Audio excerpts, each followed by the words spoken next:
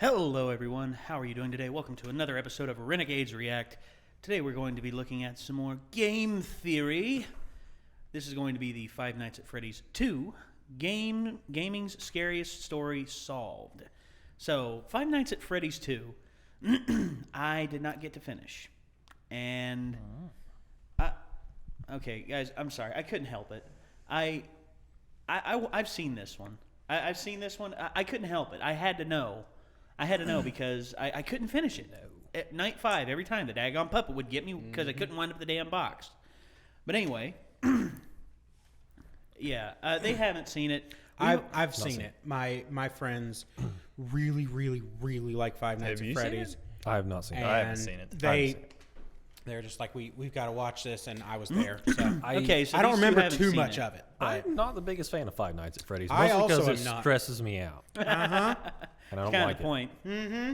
Kind of the point. But so these two haven't seen it. We've seen it. So I guess. I mean, I'm definitely fascinated by it now. Yeah. Because there's a lot more depth to it than I originally realized. Yeah, it's not just a bunch of jump scares with silly looking animatronics. It's actually That's pretty scary. That's what I thought it was the first time. Then you made us watch the first game theory, and now it's freaking me out. Yeah. It's just like, what? Because there's this kid in high school that used to talk about the Chuck E. Cheese terrorist. Oh I just thought it was crazy.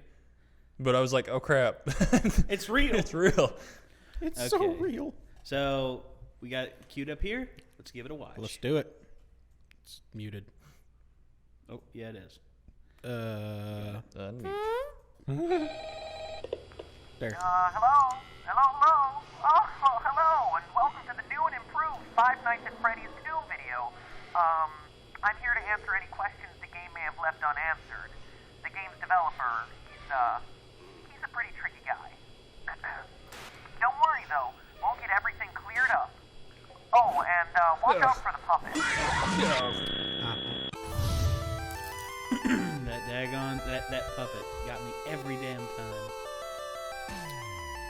Yep. This intro is still awesome. It's a good intro. 3D pixelated Mario. Hello, Internet.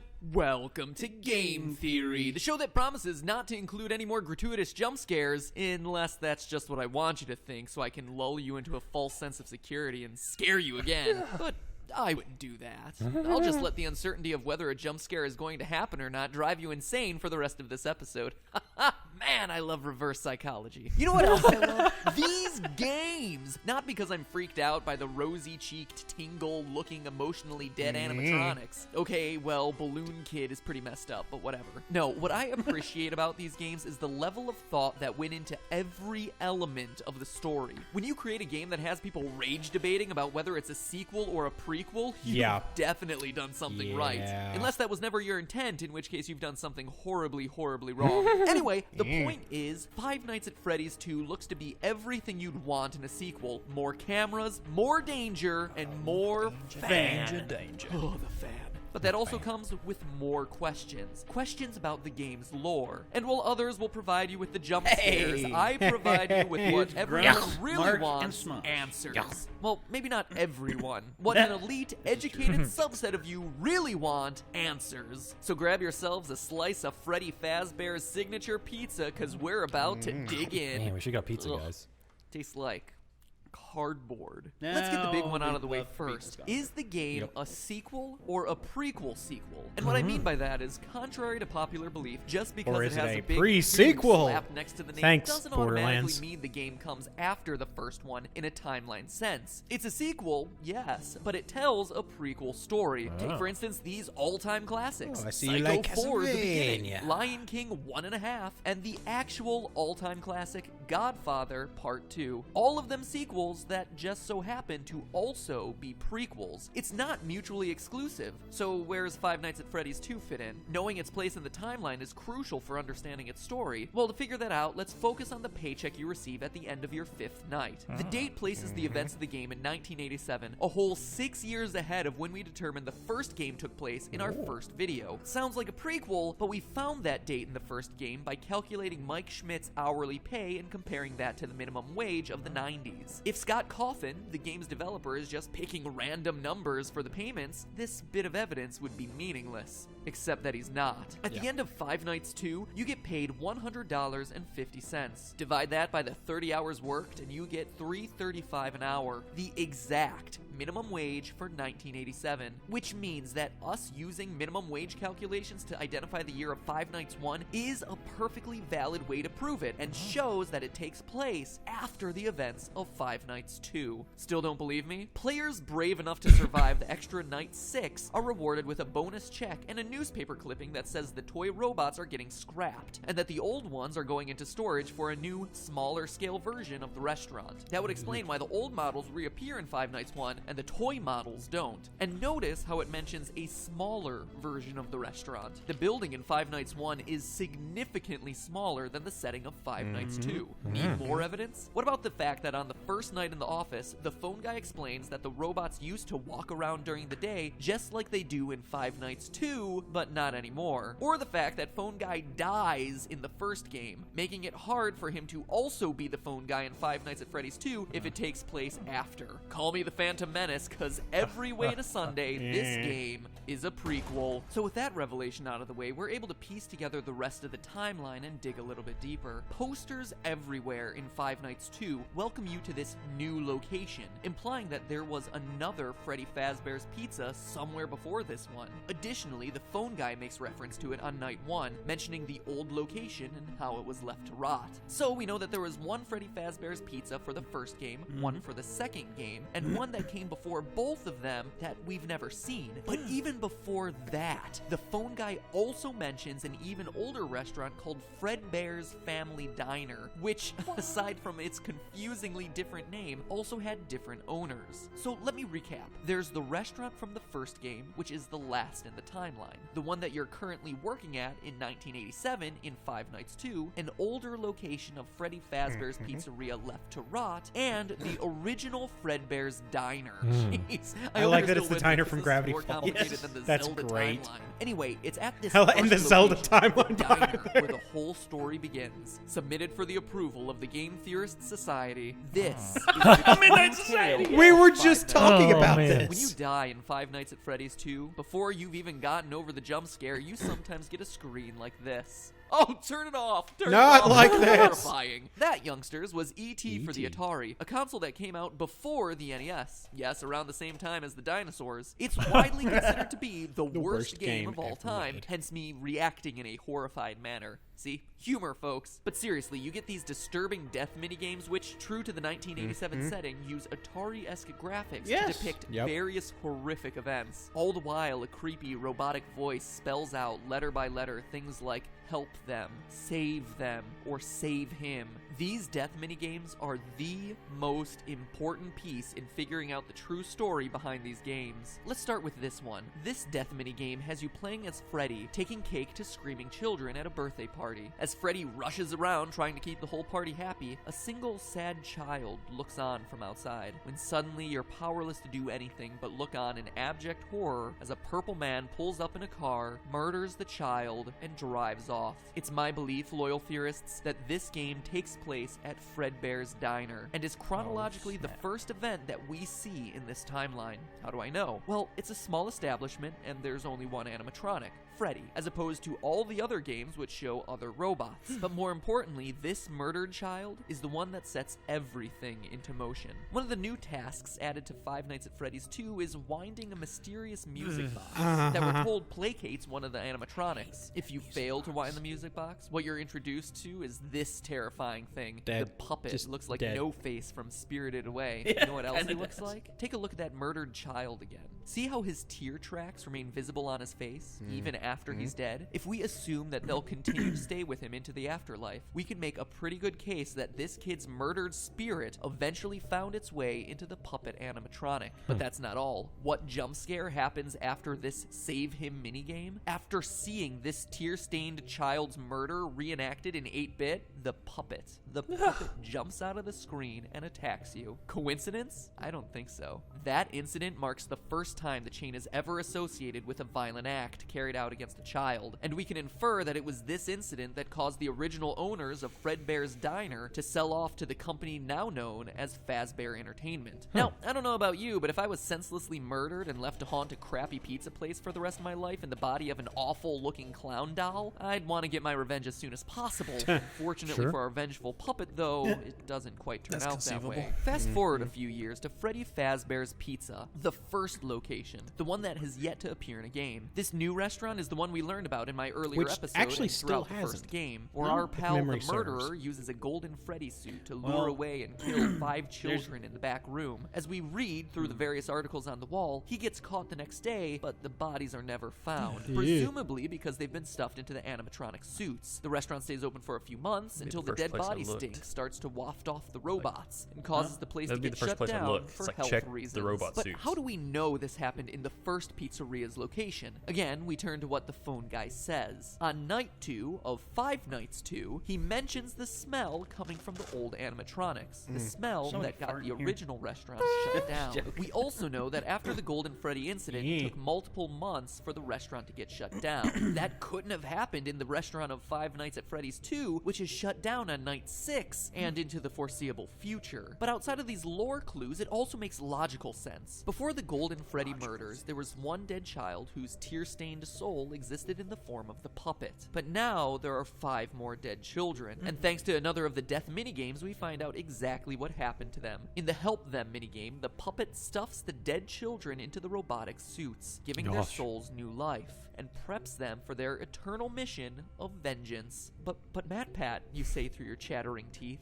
there are only 4 dead children in that game. To which I tell you, look closer if you dare. For the frame right before Golden Freddy's head jumps out and attacks features the lost 5th dead child, and what started as a haunted puppet has suddenly become an army of possessed animatronics out for revenge. But wait, that's not all we know. We also know the murder was committed by the same guy who killed the first child.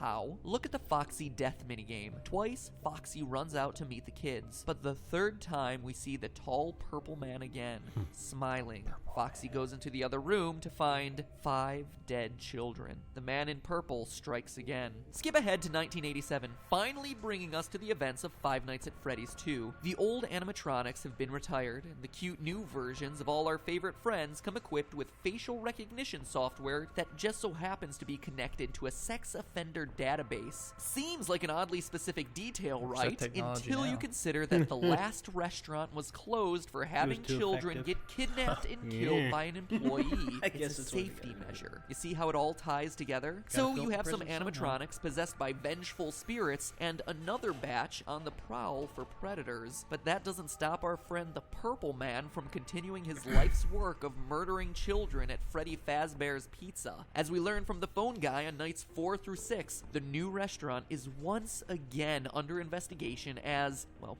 I'll let him explain. Hello. What on earth are you doing there? Didn't you get the memo? The place is closed down, at least for a while. Someone used one of the suits. We had a spare in the back, a yellow one. Someone used it. Now none of them are acting right. The Golden Freddy killer struck again. The final death minigame also supports this. You, as Freddy, must walk through an exact replica of the building. Animatronics all in their proper places, seeing the 5 dead children spread out through the various rooms. And based on what Phone Guy says, it seems like the guilty party was the former night guard, the one who moved to day shift and the one your character replaced. I mean, Phone Guy makes plenty of uncomfortable references to suddenly having an available position during the day. When we get it all sorted out, we may move you to the day shift. A position just became available. We don't have a replacement for your shift yet, but we're working on it. But is the Purple Man really someone we've never met and who's only worked there a week? Or is it someone we trust? Someone with a long history with these characters? Someone no one would suspect? The head guard. The one forced to fill empty positions and teach new recruits by leaving them instructions over the phone. Is the Purple Man the phone guy? Ask yourself this. What do we really know about Phone Guy? Let's look at what he says. First, he always speaks like an outsider looking in. He refers refers to the management of the company as they. So he's not a higher up like the CEO or even a manager. But he's also not a typical day worker, as he says things like the employees and the staff. So he works there, but isn't generally considered a regular member of the company. We also know that he's qualified to take the role of a night guard. As we learn, he plans to take over the position sometime after night 6, and is on his way out of the position by the time the first game starts. For now, just make it through the night. When the place eventually opens again, I'll probably take a night shift myself.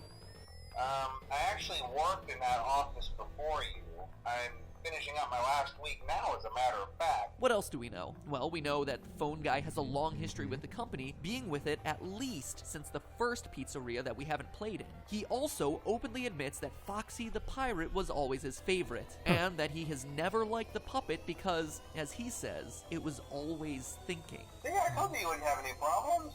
Did Foxy ever appear in the hallway? Probably not. I was just curious. Like I said, he was always my favorite. I'll be honest, I never liked that puppet thing. It's always thinking, and it can go anywhere. Okay, but what do we know about the purple guy, the Golden Freddy killer? Well, let's look at the minigames again. He has a long history with the franchise, killing since it was Fredbear Diner. We see him smiling as he watches Foxy perform, Phone Guy's favorite, right before Foxy sees the room of dead children. We know that the puppet and the killer wouldn't get along, which would explain Phone Guy's discomfort around a creature that he describes as always thinking.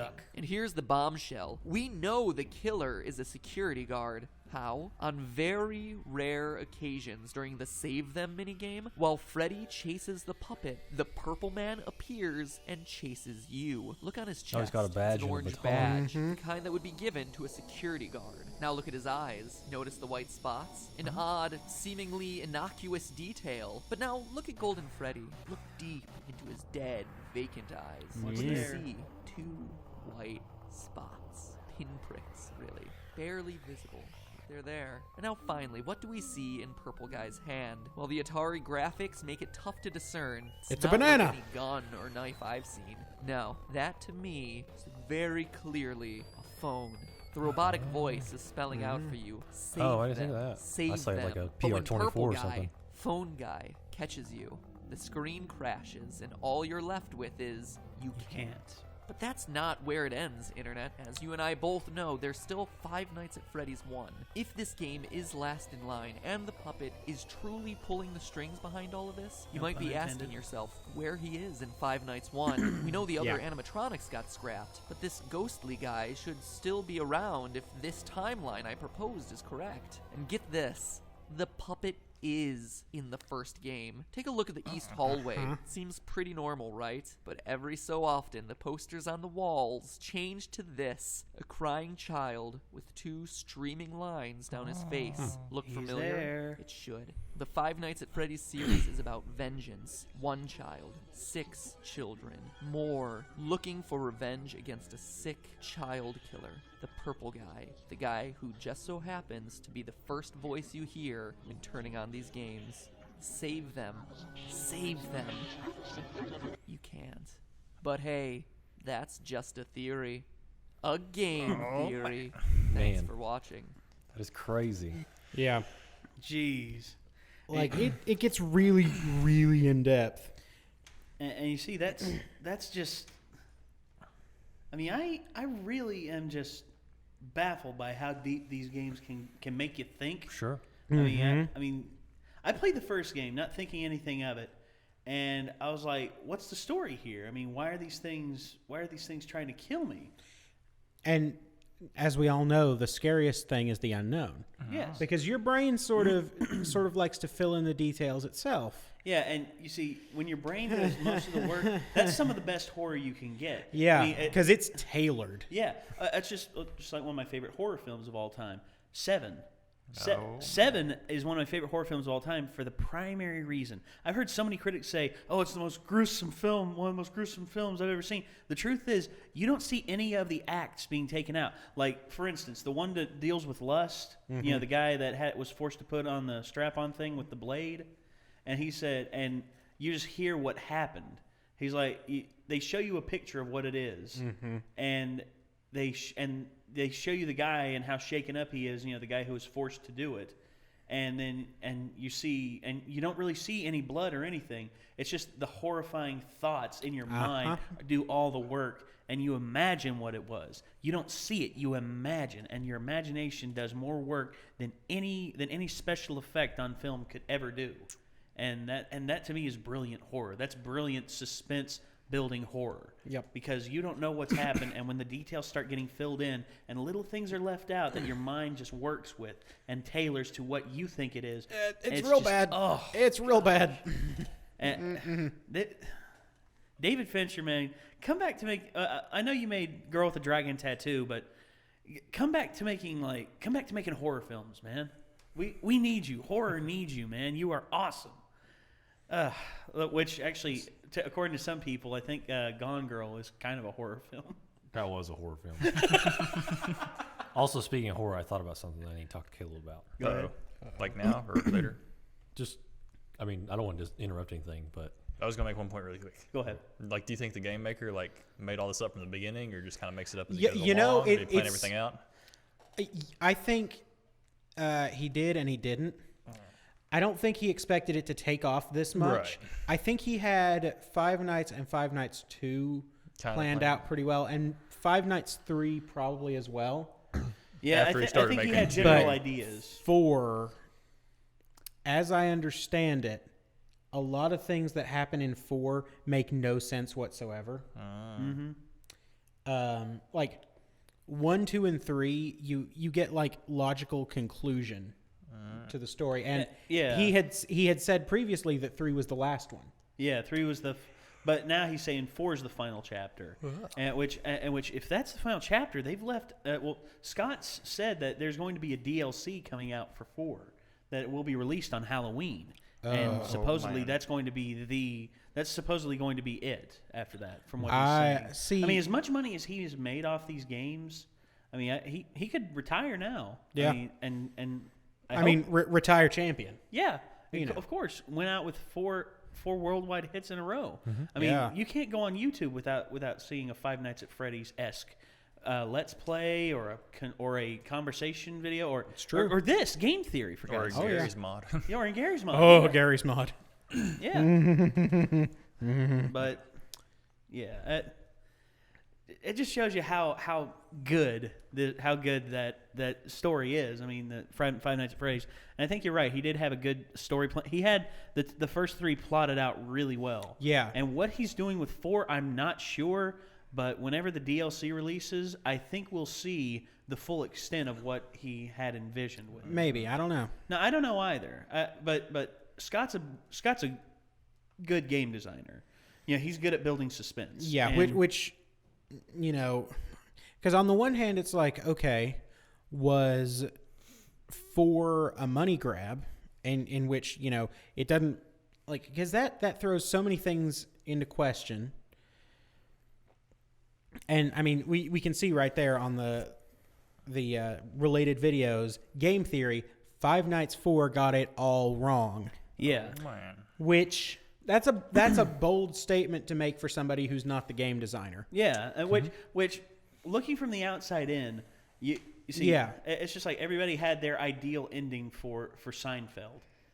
Everyone had their ideal ending for Seinfeld, and the way they ended it. please, Seinfeld, try the Dark Tower. Oh, Hope you were Stephen King. Yeah. but So, Actually, I was one of the ones who's okay with it. what'd you need to tell me? Or, sorry. but still... then you look at it and you go, well, he's planned out all 3 of these. Is he playing the long game here for the build-up, or was this a money grab? It's hard to tell. Yeah. Nigh impossible, in fact. Yeah. Until all the cards are on the table, we don't really know. And even then, they may not all be. No. And yeah, Scott may just keep a few things to himself. And he has the right to. I think he might. I mean, some people just mess up. I mean, maybe he thought he had something and it wasn't a good game. To be fair, he might legitimately put out another game because he's already said once before, yeah, this is it, and then another game has come out. Yeah. And now they're doing a movie, which the movie Yeah, they're doing a Five Nights at Freddy's movie, man. and they actually showed an animatronic endoskeleton that Oh, they're using in the no. movie, and it looks amazing. Oh, I mean, the no. teeth they got the teeth moving and everything. They got the Oh. eyes that blink and everything, Oh, and they even have no. like turning head, like that weird. Oh, like the stepper motor type Yeah. movement? Oh, no. Yeah, it's just like really weird, and that's awesome. I love that. Well, now, see, that might be interesting if the movie is the thing that ties it all together. Oh, 'Cause yeah, I and don't- Scott's got a lot you creative control with it. That Oh, movie is going to be no. terrifying. Oh, I know it is. I know I don't it is. want it. And it's by and guess who's directing it? You remember Monster House? Oh, no. The Oh, Monster no. House with the crazy old man and the possessed house. Mm-hmm. Yeah. The animated movie? Yeah. Oh, it's a girl house. Yeah. It's an angry wife house. Oh, no. It just so happened to get trapped in the concrete. So what's this movie rated? It's going to be either PG-13 or R. Scott says definitely PG-13. If not. If not R. And yeah, that's how it is with a lot of movie studios. Movie studios want it to be more marketable, but at the same time, in order to truly tell the best story, it has to be rated R sometimes. That's just like, imagine if the next Alien movie was PG-13. Imagine if the Deadpool That's what I was movie gonna was say, PG-13. Huh? Yep. Imagine if the Deadpool movie was going to be PG-13. Not even remotely close to Deadpool. No. Yeah, no. And the way they played it was so good. Mm-hmm. But that's a story for another time. Yep. Anyway, All right. what were you gonna say? Go on. You need to tell me something. Is it appropriate for this? They're making a horror movie, Uh-oh. Krampus. No. Oh, yeah, I saw it. I've seen that. Oh man. Yes. Did I just smash the Krampus? Oh, no. Tree of Might The Bridge. Krampus. This is going to It's end going well. to be fantastic. Okay.